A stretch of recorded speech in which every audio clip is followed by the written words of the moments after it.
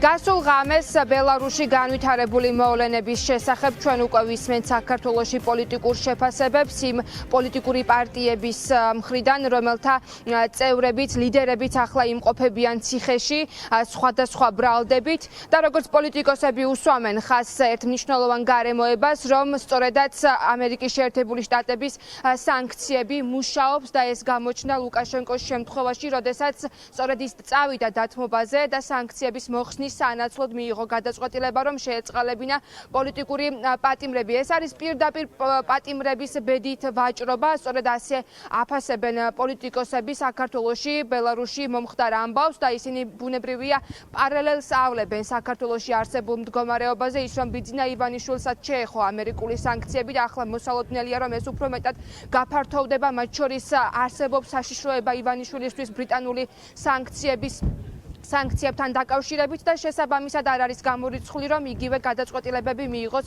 ბიძინა ივანიშვილმა საქართველოში და მსგავსი გადაწყვეტილებები ზოგადად უკავშირდება პოლიტიკოსების შეფასებით ავტორიტარულ რეჟიმებს, მაშინ როდესაც ისინი ვაჭრობენ პატიმრების ბედით და ეს ერთხელ უკვე გააკეთა ბიძინა ივანიშვილმა, იხსენებენ გასული წლების მდგომარეობას და განვითარებულ მოვლენებს საქართველოში პოლიტიკოსები, თუმცა ისინი ამბობენ, რომ პოლიტიკოსების სამოქალაქო საზოგადოების აქტივისტების ბედით და პატიმრების ბედით დემოკრატიული ოპოზიცია საქართველოში არ ივაჭრებს.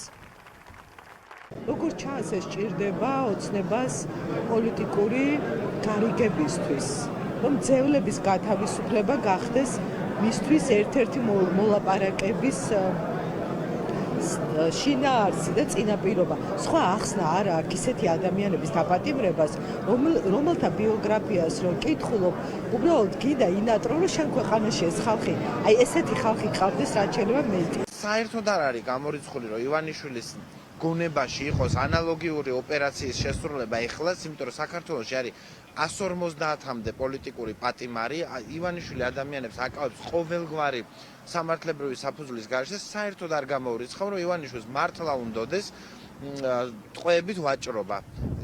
იმ ფონზე, რომ მას ეს უკვე ერთხელ გაუკეთებია უფრო მცირე მასშტაბში, მაგრამ თავარი განსხვავება აქ ბელარუსსა და საქართველოს შორის არის შემდეგი, რომ საქართველოსთან დაკავშირებით პოლიტიკა, ხედვა დასავლეთში არის ბოლომდე ჩამოყალიბებული. არავინ ივანიშვილს არ აპატიებს იმას, რასაც აპატიებენ ლუკაშენკოს, იმიტომ რომ არასოდეს ბელარუსი არ განიხილებოდა ერთიანი დასავლური სივრცის რაღაც ინტეგრალურ ნაწილად განსხვავებით საქართველოსგან. საქართველოს აბსოლუტურად სხვა სტანდარტები აქვს დასავლეთში.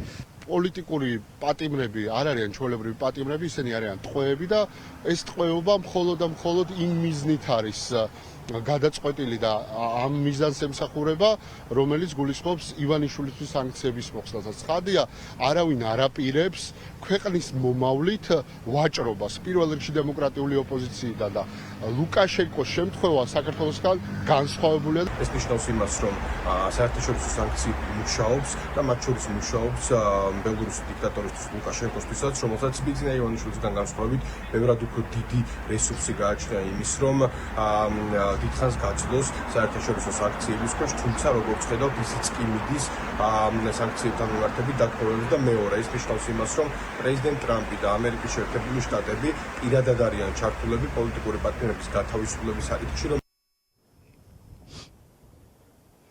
საქართველოში დაპატიმრებული ახალგაზრდების მშობლებისთვის და უფლებადამცველებისთვის ნიშანდობლივია კიდევ ერთი გარემოება.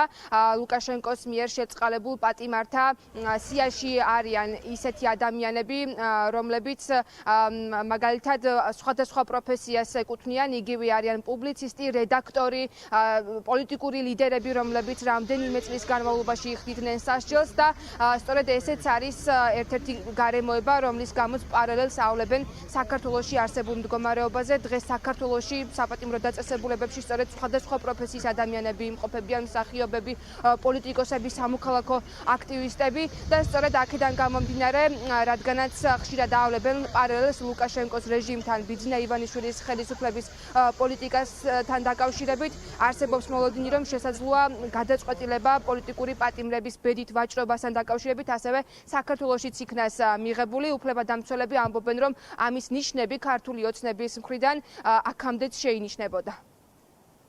ტყვეების გაცვლა ხდება რაღაც სარგებლის მიღების სანაცვლოდ და მე ვფიქრობ, რომ რაღაც ქვეყნის სასარგებლო სანქციებთან მიმართებაში არ მიიღებს ბიზინა ივანიშვილი რაიმე გადაწყვეტილებას. ის ყოველთვის ელოდება თუ პირადად მას ელოდება მაინც რომ ძალიან მკაცრი და ესეთი ხისტი სანქციები განხორციელდება მის მიმართ და სწორედ ეს პოლიტიკური და სინდისის პატიმრები და ტყვეები დაჭირდება მაშინ რომ პირადი სანქციები ისაგან განთავისუფლდეს აი ამ ტყვეების გაცვლის საფუძველზე. ბიჭების დაკავების მომენტიდან მათ მიმართ წარდგენილი ბრალდება იყო იმდენად უსაფუძვლო, ძელვადიან პერსპექტივაში, როდესაც ჩვენ საუბრობდით პოლიტიკურ მოტივებზე და პოლიტიკურ მიზნებზე, მათ შორის ერთ-ერთი შესაძლებლობას განვიხილავდით იმას, რომ ვინმეს თავში შეიძლება დაბადებულიყო ისეთი არახუმანური აზრი, რომ ამ ადამიანების ბედით, თავისუფლებით და სიცოცხლით ვაჭრობით მიეღო გარკვეული პოლიტიკური ტიპის დივიდენდები.